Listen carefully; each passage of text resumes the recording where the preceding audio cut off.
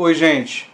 Se havia alguma dúvida sobre o caráter fascista de alguns membros do governo e pessoas da política atual, que eu não vou dizer o nome aqui, porque eu não vou dignificar essas pessoas nomeando-as, mas vou botar reportagens que nomeiam, se vocês quiserem ler, na descrição.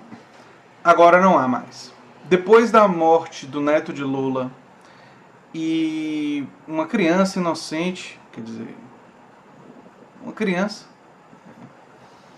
esse pessoal aproveitar esse momento de luto da família toda, que não é só o luto de Lula, o luto de Lula também, mas toda uma família enlutada, não é? E aproveitar esse momento para despejar seu ódio político é de uma falta de humanidade que desafia qualquer noção de razão, de solidariedade humana, mínima, né? Então eu vou falar brevemente sobre isso aqui. Se você chegou agora, o canal é a Nova Máquina do Tempo, eu sou André Teixeira Jacobina. Aqui a gente fala de política, de ciência e de filosofia. Tem uma sessão de diálogos com especialistas e o Filosofia Popular às sextas-feiras. Essa não é só uma questão política. Essa é uma questão humana. Mesmo em relação àqueles que eu consideraria adversários, aqueles que eu tenho muita oposição, eu jamais iria tripudiar deles em um momento de luto, em um momento de perda de um parente, especialmente se fosse uma criança que não fez nada para ninguém e merecesse nenhum tipo de crítica. E lembrando do luto de toda a família, não é?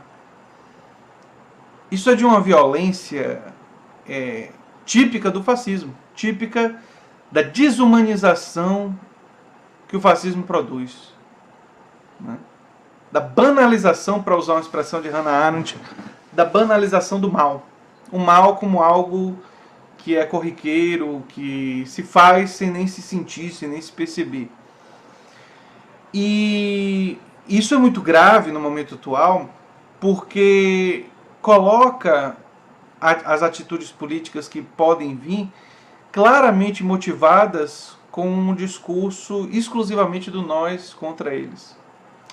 E contra o seu adversário político, inocentes podem morrer. Aliás, um político importante no Brasil atual falou sobre isso. Falou que se alguns inocentes morrerem, tudo bem, em um determinado momento da vida dele. Vocês sabem de quem eu estou falando. E talvez esse tipo de atitude que nós estamos vendo demonstrada por membros da família desse pessoal, do grupo dessas pessoas, em relação ao neto de Lula, seja um reflexo desse ódio, dessa forma de ver e encarar a vida. E eu acho engraçado, ou curioso realmente, que essas pessoas usem o cristianismo como referência, como grande referência que eles têm de moralidade e tal. Porque Cristo falou em amar seus inimigos. Cristo falou em mostrar a outra face. Se tem uma mensagem que é coerente dentro da trajetória do cristianismo, é uma mensagem que é contraditória com essa postura, né? Duas coisas são muito contraditórias com o cristianismo. Uma é apoiar a tortura, porque Cristo próprio foi torturado. E a outra é nutrir esse ódio irracional em relação aos adversários, aos inimigos, né? Que não deveriam ser inimigos, deveriam ser adversários políticos. Em uma democracia se tem adversários, não se tem inimigos. Mas mesmo que você falasse inimigos, a contradição com o cristianismo existe. E poderia se falar que há uma contradição com outras perspectivas dentro da filosofia e da religião. O budismo também traz uma perspectiva mais tolerante, né? O janismo, né, traz uma perspectiva fortemente não violenta, e foi daí que Gandhi pegou a sua não violência. E eu estava pensando, quando eu vi esse episódio, sobre como eu reagi quando uma pessoa é esfaqueada, foi esfaqueada, né? E como eu disse, eu não desejo a morte nem daquele que eu mais abomino, que eu mais critico e tal. Jamais desejaria. Que eu não desejo o mal e o sofrimento, eu desejo a derrota política. Eu desejo que fatos sejam apurados, que faça justiça, mas nunca violência, nunca esse tipo de excesso. E é muito triste ver que existem brasileiros que têm esses sentimentos para com os seus concidadãos, né? Que aproveitam um momento de extrema tristeza familiar para expressar esse tipo de comportamento.